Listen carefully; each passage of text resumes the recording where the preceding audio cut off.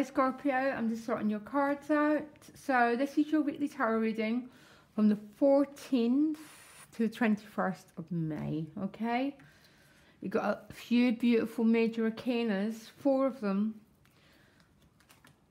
Okay, bottom of the deck, you do have the 3 of Swords, okay? Traditional meaning is sometimes it's about being torn between 2 people.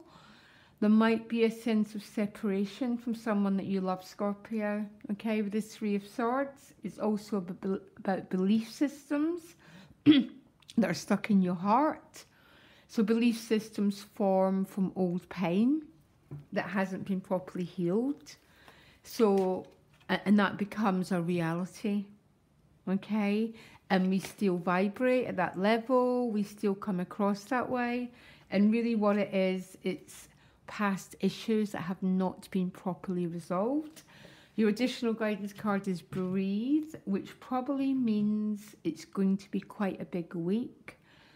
And this is saying take time out, keep grounded, keep safe, okay? Your crowning card is the Wheel of Fortune. Date with Destiny, Scorpio, if you so choose it, okay? Now I say that so you so choose it, because having your heart like this is what keeps us from fully claiming our destiny, okay? Spirit's always calling us. Love is always calling us. But we think because it doesn't show up, or we hide away from it, rather than fully embracing our own destiny. The choice is always ours, okay? But you start the week with the 8 of Wands. So the 8 of Wands is quite a fast-flowing, dynamic energy. It can mean travel. It's also about being assertive, setting goals, intentions. Quite often this can be the prayer card, sending people good vibrations, praying to the universe, especially because it's with the High Priestess. Okay, so this would be... because the High Priestess is the Oracle card. It's about our divinity, our relationship with the divine. And these 2 cards together might be pointing to the fact that you've got a bit of a phone line to the universe. So be careful what you wish for. Because sometimes if we have to push something too hard, Scorpio, its message was... we should never really have desired it in the first place, okay? So never push anything too hard. The greatest power we have is the power to stand back, okay? That's what I don't know why that's a message for someone. Because the High Priestess is that deep feminine energy, and that feminine energy allows. It doesn't push. It allows the unfoldment of a process because it trusts that things are going to unfold, maybe not according to our will, but according to divine will.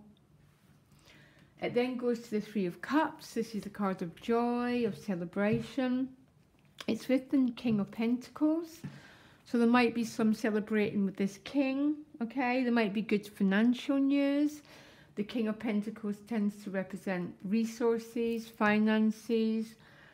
It can be a very, very abundant card. And because it's with this 3, there might be celebration with this king, celebration around finances, or you're just feeling in a really secure, stable place. Remember this 3 of Cups. They fly because they've let go of what was holding them down. What holds us down is always our fear.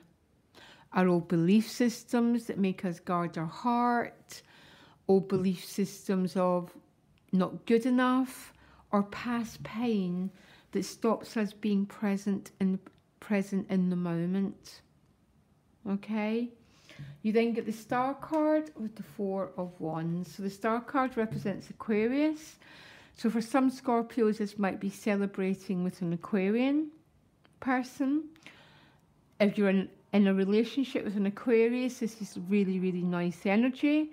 This could be healing a bond. Or the Star card is just a bit grace, okay? Not just about grace, because grace is everything. It's only that small, wounded part of us, Scorpio, that believes that we have to control anything. It's that past limiting belief, because the fabric that holds the whole universe together holds together our personal life if we let it. The Star card is also about trust, being seen, being vulnerable, all those things that can be excruciatingly painful for Scorpio. Not because there's anything wrong with you, because of the depth of how you experience the wounds that have happened to you, okay? In esoteric work, the Scorpio wounds are always the deepest. So you experience your love to the maximum and you experience your pain to the maximum, Scorpio, and that's your destiny. And the more you accept it, the easier it becomes. But this Star card is about you being willing to be seen, to be vulnerable, expose your feelings, because exposure is very, very painful for Scorpio energy. But it's going to lead to a really good place because you've got the Four of Wands with it. Celebration, crossing a threshold. Then the Hanged Man. But the Hanged Man is paired with the Knight of Swords.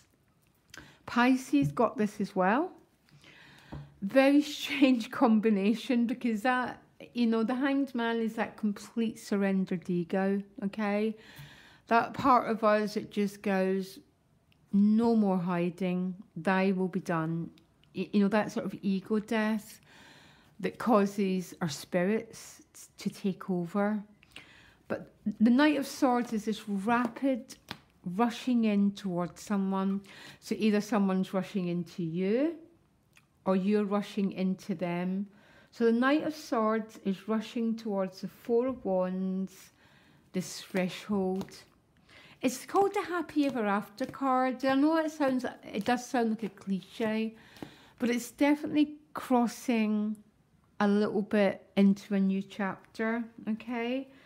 And the Knight of Swords is rushing in. He's no longer listening to his fear, and he's rushing in, and you got the King and Queen of Cups. This is about love, guys. Now, these two cards are interesting because they represent the highest emotional value you can get, okay? But the reflective cards, which means they're non-active cards. I think some of you might be getting married, by the way, with these. Look,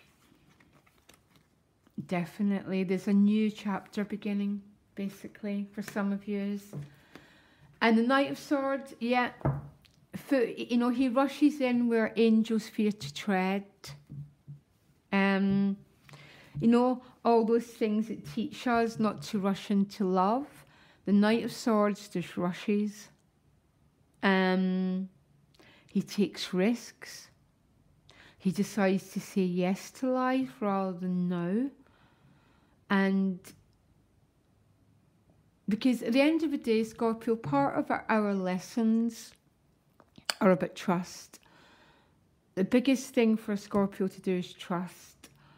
But essentially, we have to get to a point that we put our trust in that we'll be okay regardless of what happens. And when we get to that level, that's when we can become the Star card and risk life and risk intimacy. But getting there is a little bit of a process, Scorpio. But you're not meant to live a meaningless life. You need a life full of depth and passion. And the only way to do it is to take some risks. And if I was you, it's exactly what I would do. Okay, Scorpio, loads of love. Bye.